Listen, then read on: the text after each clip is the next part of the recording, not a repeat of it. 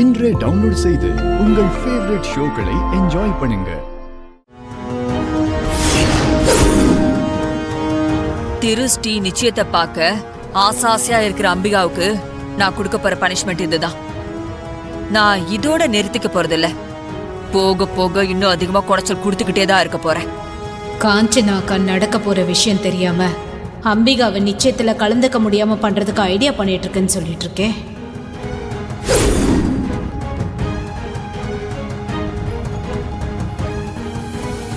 கவிதா, என்ன யோசிக்கிற?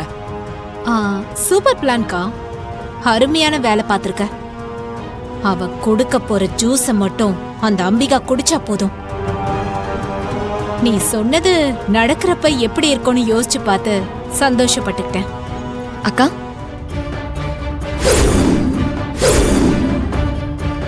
கவிதா, ஓ மாமாவை பாத்தியா? அந்த அம்பிகாவை தேடி போய் ஏதோ கூட பிறந்தவ மாதிரி பேசிட்டு இருக்காரு. நாம இத்தனை பேர் இருக்கோம், அவர் கணக்கு தெரியவே இல்லை. ஏன் தான் பிரபா இப்படி இருக்காரோ தெரியல. குடும்பம்னு இருந்தா இந்த பிரச்சனையெல்லாம் வர்றது சகஜம்தான். அத நான் ஒன்னும் பெருசா எடுத்துக்கல. காஞ்சனாவுக்கு இன்னும் என் மேல பழைய கோபம் கொஞ்சம் இருக்கதான் செய்யுது. அத நான் தப்புன்னு சொல்ல மாட்டேன். எல்லாமே காலப்போக்குல சரியாகும், மாறும்னு நான் நம்புறேன்.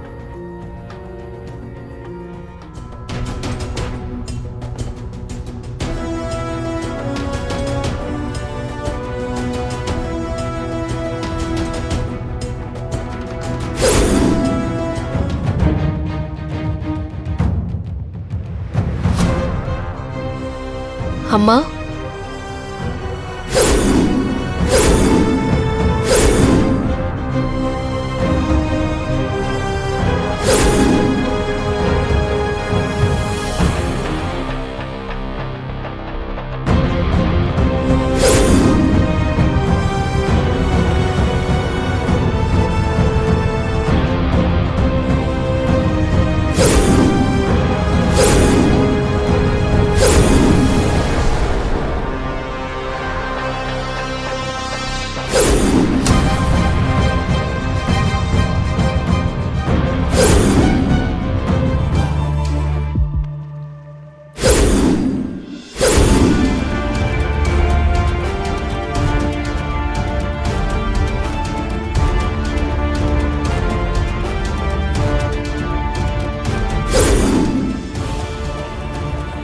என்ன பண்ணிட்டு இருக்கீங்க? டாக்டர் என்ன சொல்லிருக்காங்க? என்ன சொன்னாரு? அதுக்குள்ள மறந்துட்டீங்களா? உங்களை கூலிங்கா எதுவும் குடிக்க கூடாதுன்னு சொல்லிருக்காங்கல்ல. உங்களுக்கு சில்லுன்னு குடிச்சா மறுபடியும் மூச்சு திணறல் வந்துருமா. அத மறந்துட்டு நீங்க பாட்டுக்கு ஜாலியா குடிக்க போயிட்டு இருக்கீங்க. அதை என்கிட்ட கொடுங்க.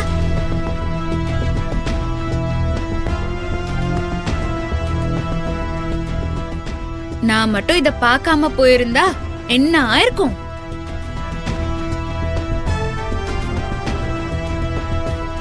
கூலிங்கா சாப்பிட்டு உடம்பு ஏதாவது சரியில்லாம போச்சுன்னா ஃபங்க்ஷன் டைம்ல சிரமம் ஆயிரும்ல.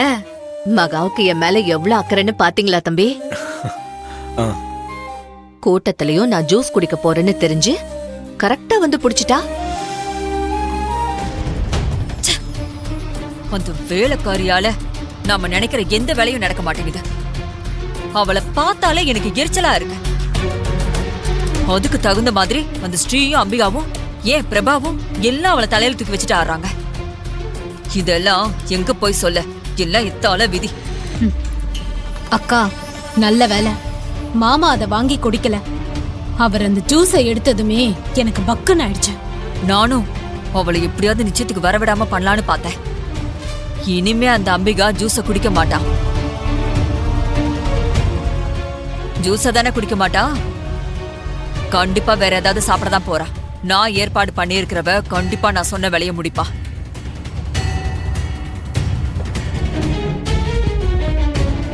கடவுளே, இப்ப மட்டும் அவர் என்ன பார்த்தா நிச்சயதார்த்தமே நின்னுடுமே.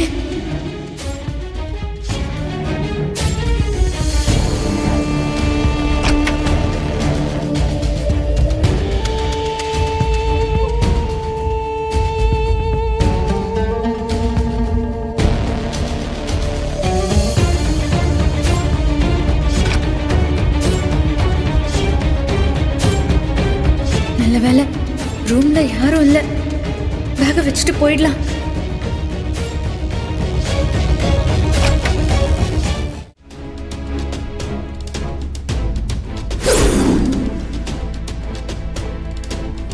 என்னோட ஆஃபீஸ் டென்ஷன், இப்போ இந்த என்கேஜ்மெண்ட் பரபரப்பு, இது எல்லாத்துக்கும் நடுவில் லக்ஷ்மியை பத்தின கவலை ஒரு பக்கம். அவளை பத்தி நினைச்சாலே மனசுக்குள்ள ஒரு பக்கம் பாரமா இருக்கு. திடீர்னு என் கண்ணு முன்னாடி வந்து நிக்கிறா, அப்படியே காணாம போயிடுறா. அவ பாவண்டா, நம்பின சொந்தங்களே அவளுக்கு துரோகம் பண்ணிருக்காங்க. இப்ப தனியா கஷ்டப்படுவாளோன்னு என் மனசு ரொம்ப அடிச்சுக்குது. என்ன பண்றதுன்னு எனக்கு தெரியலடா. டேய் திரு, என்னடா உன்னை இப்படி பார்த்ததே இல்லையடா. டேய் நீ எதுக்காகவும் அழமாட்டடா. இப்ப நீ கண் கலங்கி நிக்கிறத நான் பார்த்தா, டேய் திரு, என்னால தாங்க முடியலடா. என்னால முடியலடா. நான் ஏன் இப்படி இருக்கேன்னு எனக்கு தெரியல. ஆனா லக்ஷ்மியை நினைக்கிறப்போ என் மனசு வலிக்குதுடா.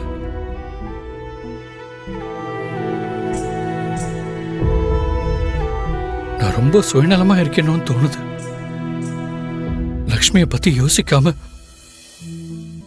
அவளை ரொம்ப சாதாரணமா கடந்து போக பாக்குற மாதிரி இருக்கு. என்னால உன் மனசு படுற பாட்டை புரிஞ்சுக்க முடியுதுடா திரு. அப்புறமா காவேரி அக்கா சமையல்காரருக்கு ட்ரெஸ்ஸை கொடுக்க சொல்லி சொன்னாங்க. சுத்தமா அதை மறந்துட்டேன். நீ போ, நான் அதை முடிச்சிட்டு பின்னாடியே வரேன். சரியா? நீ போ.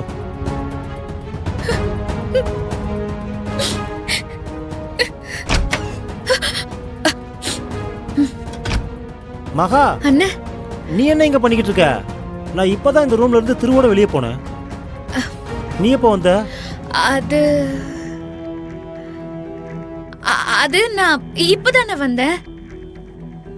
நான் சும்மா இந்த பக்கமா வந்தேன். கதவு திறந்திருந்துச்சா, உள்ள யாரும் இல்லைன்னு கதவை சாத்திட்டு போலான்னு நினைச்சேன். மகா இப்ப வந்த மாதிரி தெரியல. மகா ஏதோ தடுமாறி பதில் சொல்ற மாதிரி தெரியுது. மகா, ஏன் நீ இப்படி பதட்டமாகற? மகா, நானும் திரும்ப இவ்வளவு நேரம் பேசிட்டு இப்பதான் போனோம். அப்படியா? நீங்க ரெண்டு பேரும் போயிருப்பீங்க, அதுக்கப்புறம் நான் வந்திருப்பேன் போல இருக்கு. ஏன்னா ஏதாவது பிரச்சனையா? இல்ல மகா, அதெல்லாம் ஒண்ணும் இல்ல. சும்மா கேட்ட மகா, வேற ஒண்ணும் இல்ல.